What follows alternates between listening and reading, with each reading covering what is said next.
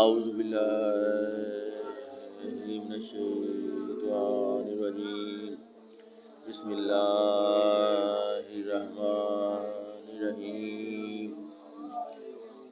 جو لوگ اپنا مال اللہ کی راہ میں خرچ کرتے ہیں، پھر نہ تو جس کو دیا اس پر احسان جتاتے ہیں اور نہ کسی اور طرح اس کو اذیت پہنچاتے ہیں، تو ان کے لیے ان کے رب کے پاس اس کا ثواب ہے، اور قیامت کے دن ان کو نہ تو کسی قسم کا خوف ہوگا نہ وہ غمگین ہوں گے۔ فائدہ: یہ آیت شریفہ پہلی آیت کے بعد ہی ہے اور اس رکوع میں سارا ہی مضمون اسی کے متعلق ہے۔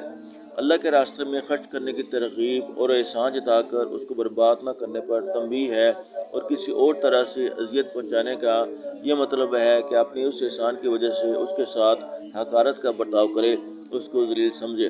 حضور اقدس صلی اللہ علیہ وآلہ وسلم کا ارشاد ہے کہ چند آدمی جنت میں داخل نہ ہوں گے، ان میں سے ایک شخص وہ ہے جو اپنے دیے پر احسان جتائے، دوسرا وہ ہے جو والدین کی نافرمانی کرے، تیسرے وہ ہے جو شراب پیتا رہتا ہو، وغیرہ وغیرہ۔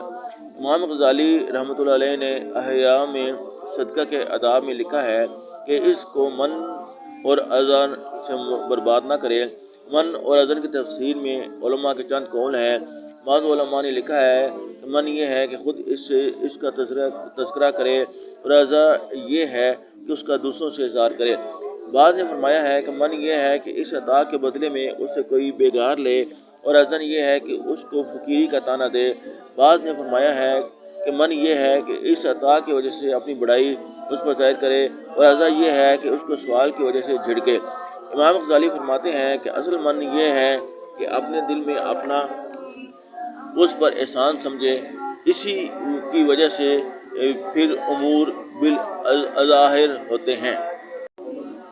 حالانکہ اس فقیر کا اپنے اوپر احسان سمجھنا چاہیے کہ اس نے اللہ جل شانہ کا حق اس سے قبول کر کے اس کو بری ذمہ بنا دیا اور اس کے مال کی پاکی کا سبب بنا، اور جہنم کے عذاب سے جو زکوٰۃ کے روکنے کی وجہ سے ہوتا نجات دلائی۔ احیاء مشہور محدث امام شافعی رحمۃ اللہ علیہ فرماتے ہیں کہ جو شخص اپنے آپ کو ثواب کا اس سے زیادہ محتاج نہ سمجھے جتنا فقیر کو اپنے صدقہ کا محتاج سمجھتا ہے، اس نے اپنے صدقہ کو ضائع کر دیا اور وہ صدقہ اس کے منہ پر مار دیا جاتا ہے۔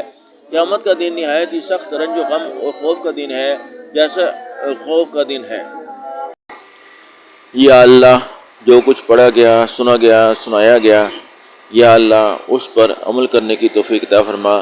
یا اللہ امت مسلمہ کو اس پر عمل کرنے کی توفیق عطا فرما۔ آمنت باللہ، صدق اللہ العظیم۔